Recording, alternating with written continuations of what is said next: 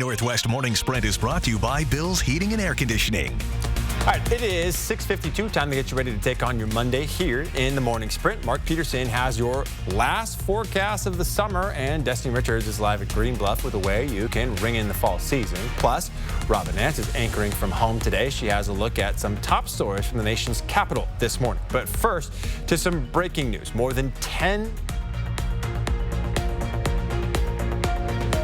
Tropical Storm Beta is bringing 60-mile-per-hour winds and could make landfall either late today or early tomorrow.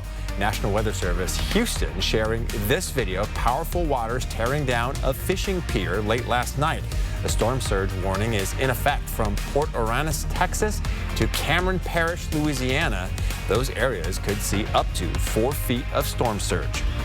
New guidance from the CDC reports that coronavirus is more contagious than we thought. The agency just updated its guidelines to say coronavirus can spread through the air, not just primarily through close contact with other people. For months now, scientists have noted the likelihood of coronavirus transmission through viral particles in the air, and they've pushed health agencies to acknowledge this. Now, that's what's happening. The updated guidance on the CDC website now says coronavirus can commonly spread through respiratory droplets or small particles such as those in aerosols. Those are produced even when a person just breathes. Our first alert weather, we do have a 24-hour forecast that says, we're going to get just clouds on the move today. We're going to remain dry. We're going to see continuation of above average temperatures. And again, sun and clouds. But tomorrow morning, we do have a chance of showers coming into areas around the Palouse, all the way up into Kalispell. Should be south of Spokane. Our highs today are going to be in the mid-70s, near 80 from Wenatchee, Moses Lake, Omak, 86 into Lewiston and the Tri-Cities.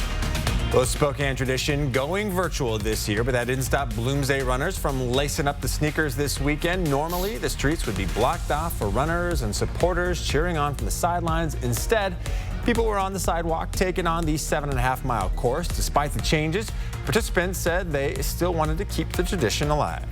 This would be the first year I've missed in like 17 years, so I wasn't going to let everything going on get in the way of doing another Bloomsday.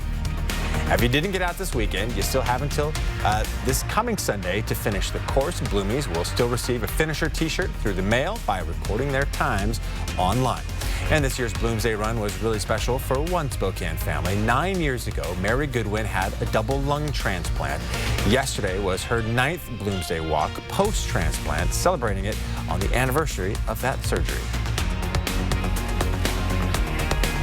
The Fall Harvest Festival kicks off at Green Bluff starting this weekend and going all the way through October 25th. Every single weekend you can enjoy some things like this: pumpkin land, fresh produce, and even a corn maze. Get lost in the corn maze, but you'll also be able to practice social distancing and keep safe while you're out here. They have several guidelines in place to keep the whole family safe. You do need to make a reservation this year. You can go online to KXLY.com.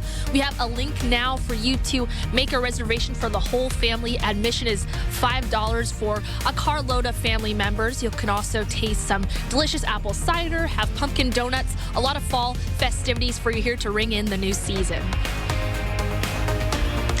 A woman accused of sending a letter poisoned with rice into the White House was arrested as she tried to enter the U.S. from Canada.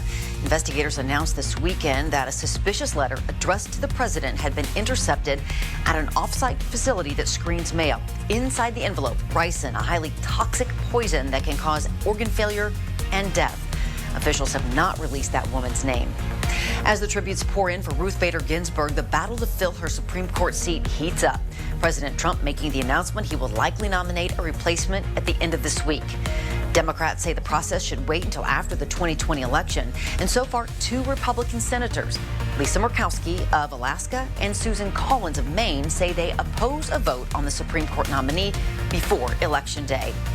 And looking ahead today, a new round of payments could go out to Washingtonians receiving unemployment benefits. A federal program approved the $300 payment for 6 weeks. The money from the Lost Wages Assistance Program will go to your account if you qualified from August 1st through September 5th. The Employment Security Department said this money and regular benefits could be delayed up to several days. Money for this program was approved for the state for the longest amount of time available. Derek? And a reminder, tonight we have a special edition of 4 News Now airing right before Monday Night Football. Our special hour-long newscast starts at 4. Then the New Orleans Saints take on the Las Vegas Raiders, still weird to say, at 5 right here on 4 News Now. Following that game, another special edition newscast starting at 8:15. We'll be right back.